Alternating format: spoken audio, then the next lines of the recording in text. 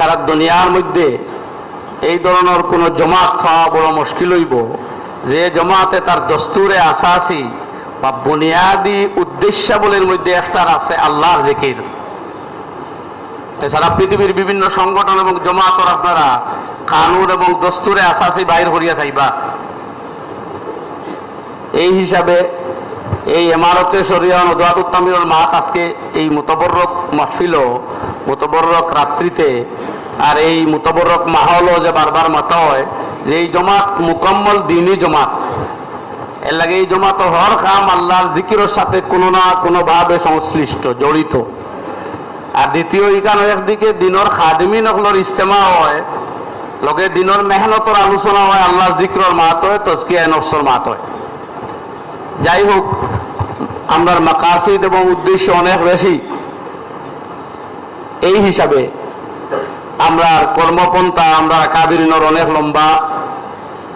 এই মূল্যবান মুহূর্তত আমার নির্দেশ দেওয়া হয়েছে এক দুই কথা, আমি তোরা খালি ইঙ্গিত করিয়াও বিদায় নিমুগি। দুস্থ হলার বুজুর্গ হল আজকে আমরা বিবেকের অভাবও নাই আলহামদুলিল্লাহ। মুসলিম জাতির কাছে এখন শিক্ষাও যথেষ্ট আই গেছে, দৌলতরও আলহামদুলিল্লাহ অভাব কমে গেছে। আমরা লগে টাকার কম্পিটিশনও বহুত জায়গা অন্য মানুষে পারেও না। আমরা শিক্ষা দীক্ষার হারও বাড়িছে, আমরা জনসংখ্যাও এখন কম নাই, 200 কোটি ক্রস করিয়া আসছে মুসলিম জাতির সংখ্যায়।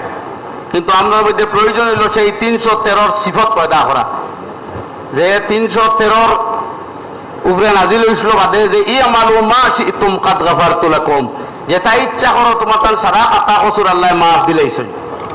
এরার অন্তরের অবস্থা ওলা জায়গাত গেছিল যে এরা আল্লাহর মর্জির খেলাফ কোনো কর্ম চিন্তাও কোনোদিন করতে পারছে না।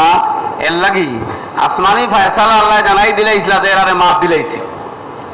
ও 313 সিফত আমরা মধ্যে ফায়দা করা লাগবে দুস্থ হলার বুজুর্গ হল। আগে অন মৌলানা কইছেন আমার ভাইয়েও, মাত মাথা প্ল্যান করা বড় সোজা, কাম করা বড় কঠিন। যাই হোক, আমরা সামনে এই মুহূর্তের প্রয়োজন, খাস করে এই খানকার মধ্যে গুরুত্ব সহকারে যে জিনিস খাওয়া হয় জিক্রুল্লাহর মেহনত করা হয়। জিক্রুল্লাহর পরবর্তী লক্ষ্য হইল তাজকিয়া বাতিন, তাজকিয়া নফস, যেটা এই উম্মতেরও বৈশিষ্ট্য। উম্মতে মুহাম্মদের কাছে নবী করিম সাল্লাল্লাহু আলাইহি ওয়াসাল্লাম রে আল্লাহ রাব্বুল আলামিন যে বুনিয়াদি খামকল দিয়া দিছিলা, এর মাঝে একটা আসলো তাজকিয়া বাতিন, মানুষের অন্তঃকরণের ব্যাধিগুলা দূর করা, যার কোন স্কিম দুনিয়ার কোন রাষ্ট্র কোন শক্তিও লইতে পারছে না। এর লাগে আজকে পৃথিবীর জনসংখ্যার অভাব নাই, কিন্তু প্রকৃত মানুষের বড় অভাব। আজকে মানুষের কাছে অস্ত্রর উন্নত হইতে হইতে ইলা হইছে। কোন দেশে দাবি করে যে সারা পৃথিবীরে তারা 5 ভাগ ধ্বংস করতে পারবো, ইলা হাতিয়ার বানাইয়া আসছে, মগর দুনিয়া তাকে সুরে বন করতে পারছে না। মিশা মাতর সংখ্যা বাড়তে বাড়তে বাড়তে কোন এক দেশের রিপোর্ট আছে, আমি দেখছি যে 85% মাত এক মানুষে মিশা মাতে, এর বাদল নম্বর 83%। জুলম সিতম নিপীড়ন বাড়তে বাড়তে আজকে ও জায়গায় গেছে যে অন্যায় করা মানুষের অভাব হয়ে গেছে। নবী এটা কিন্তু নবীজিয়া হাদিস শরীফে ফরমাইছেন এক জমানা আইব বলাৎকার পতাকাটা হইব, নিষেধ করতে মানুষ থাকতো নাই, বালা মানুষ এ হইব যে হইব তোরা আড়ালে যাও। এই জমানা হলে আড়াল দেখা দিব। নবীজি ফরমাইতা ইউসবিহুর রাজুলু মুমিনান ওয়া ইউমসি কাফিরা, সকালে ইমানদার হইয়া উঠিব, দিনকুর পরিবেশে রাইত হইতে হইতে তারে বেঈমান বানাইব। ওয়া ইউমসির রাজুলু মুমিনান ওয়া ইউসবিহু কাফিরা আও কামা ক্বালা আলাইহিস সালাতু ওয়াসসালাম, বিকালে মুমিন হইয়া বিকাল অতিবাহিত করব, সকাল হইতে হইতে ইমান রহিত হয়ে যাইব। ওলায় ফিতনার সময় সামনে। আর আমার দুস্থ অলিতা কায় নামদার সৈয়দুল কাউনাইন আলাইহিস সালাতু ওয়াসসালাম সারা আগে হইয়া গেছেন। তো এই মুহূর্তে বারুদের লড়াই, বন্দুকের লড়াই, অস্ত্রের লড়াই বহুত হইছে ওর দুনিয়া। এটা দিয়ে দুনিয়াকেও শান্তি করতে পারছে না, পারতো নাই। আমরা সামনে সবচেয়ে বড় হাতিয়ার হইল আল্লাহর জিকির। আমি আপনার সামনে কোরআনে কারীমের সূরা নূরের আয়াত তিলাওয়াত করছি।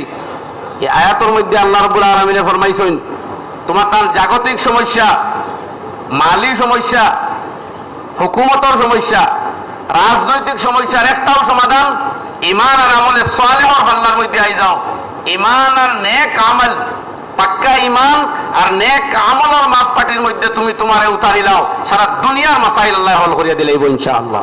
আল্লাহর ওয়াদা, ওয়ামান আসদাকু মিনাল্লাহি হাদিসা, আল্লাহর চাইতে সত্য কথা আর কে কয়? আল্লাহ কইতা ওয়ামান আসদাকু মিনাল্লাহি কিলা, আল্লাহ তাকে হাসা কথা আর কার হয়?